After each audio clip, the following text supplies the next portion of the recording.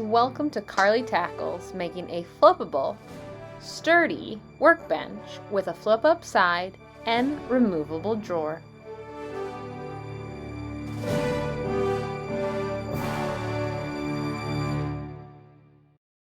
To start, I'm measuring and cutting the materials I will need for my drawer. The bottom of the drawer is made out of 3/4 inch plywood and the sides are 1/2 inch plywood.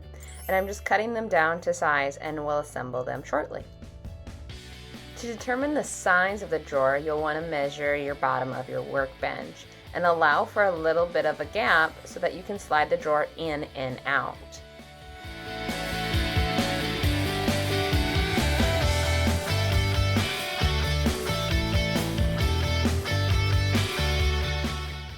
I'm doing a quick test fit to make sure that the boards are cut to the size and they all fit together nicely.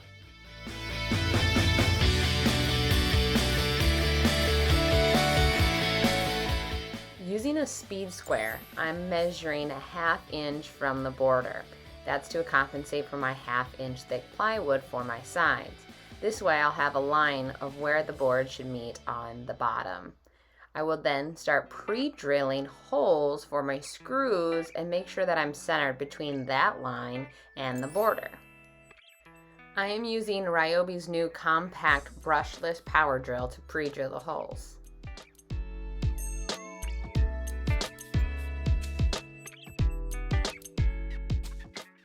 To help hold my sides in place, I'm going to be using Rockler's clampets. They come in various sizes. This particular one is meant for 1/2 inch. They also make 3/4 inch. If you've never seen a Rockler, they have pretty cool tools, jigs, and other kits that really help make woodworking a lot easier.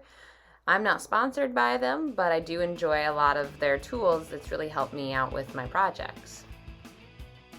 I'm applying a little bit of wood glue to the insides. Now I'm not actually attaching these signs to the base yet. That'll happen next.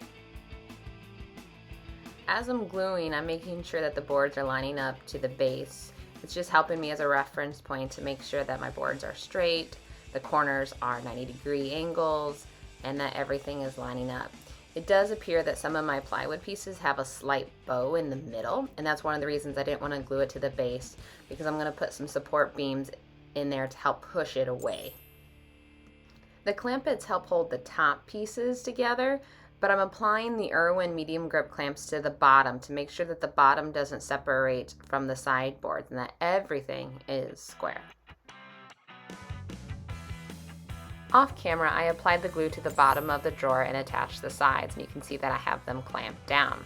You'll also notice in the middle that I'm using some boards to help push the side panels to be square since they were bowing in.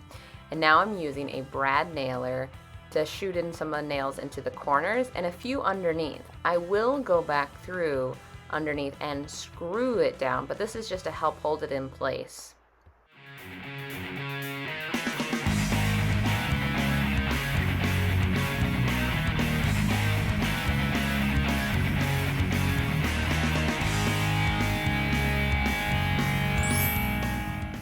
Now that the glue dried, I removed all the clamps and flipped it upside down. Since I already had pre-drilled the holes into the plywood, I am lining those holes up and pre-drilling into my side boards.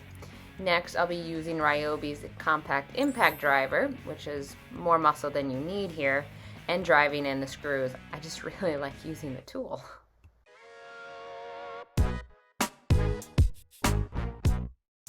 As you can see, I attached the wheels off cameras. These are the same wheels that I used on the workbench, minus the brakes.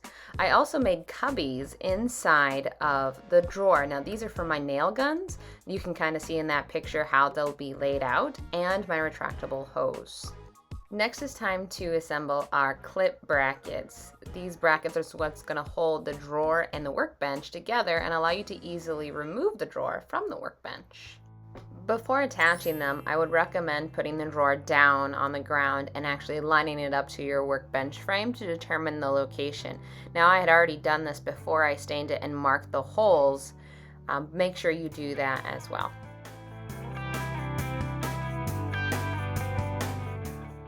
One of my favorite tool organizers is this 18-inch magnet bar that you can get for Harbor Freight. It'll have a coupon. I believe you can get it for like 99 cents when they go on sale. It's awesome. This particular magnet bar is going to hold all of my air compressor accessories, all my different nozzles and adapters and attachments. So I have everything together in one spot, which is very big for me because I love to be organized and I love to know where everything is. I hate it when you have some things in this drawer, some things in this toolbox, and some things in this cubby. I purchased this retractable air hose setup from Northern Tool. The mount on this moves and pivots, which is what you need if you want to mount it to a drawer. Many of the retractable air hoses are meant for ceilings and walls and do not move from their mount, and it will not work in a drawer like this. Before adding the air compressor and the nail guns, I wanted to do a little test run to make sure that everything fits smooth. Now notice that my drawers are snug against my workbench, but yet I have enough gap to wiggle and move them. You need them to be close enough so that your snaps can snap and that they can wiggle and move so you can get it set up.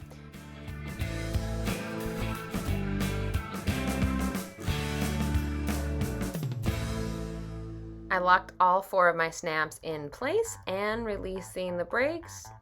It works, ta-da!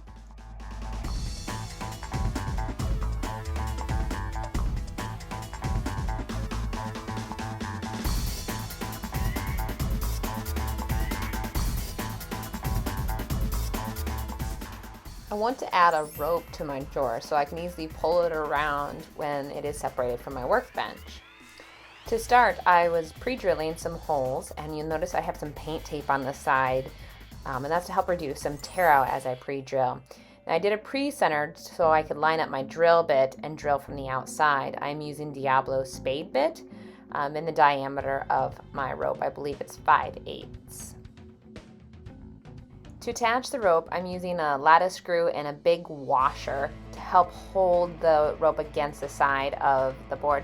Now, a trick with screwing in a rope is you want to work the screw through the rope really before trying to screw it into the board and kind of get it through all the threads. And that makes it a lot easier. Now it's time to load up the drawer. I set my air compressor in and connect my retractable hose. And then I have the power cord wrapped around the air compressor so it's easy to plug it in when I need it. I'm putting all my accessories on my magnet bar. I've already loaded in some of my nails in those plastic boxes you can see. So I'll have those readily available next to my nail guns. And that's a stapler there that I just slide in underneath. My framing nail gun also fits, as well as my brad and finish nailer. Now that it's fully loaded, it's time to push it back and connect it to my workbench. If you're interested in any of the products that you've seen in this video, I'll make sure I'll include the links to them in the video description below.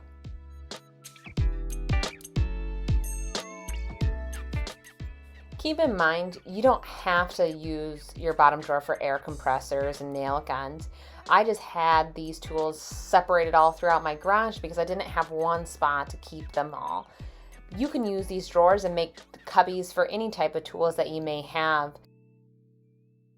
Having the air hose and the nail guns all right there on my workbench has been really helpful on the projects I've done since I made this drawer. I've also removed the drawer and rolled it around to a car to fill up the tires with air. We have one more task before we call our drawer done, and that is to flip the table and make sure that we don't hit anything in our drawer.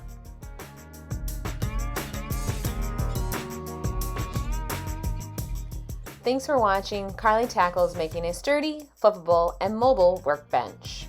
If you like this video, please give it a thumbs up and share it with your friends. If you'd like to see more videos similar to this or to catch the next ones in the series, please subscribe to my channel. Carly tackles DIY, tools and gadgets, tips and tricks. And make sure you hit the bell so you receive notifications when I release new content.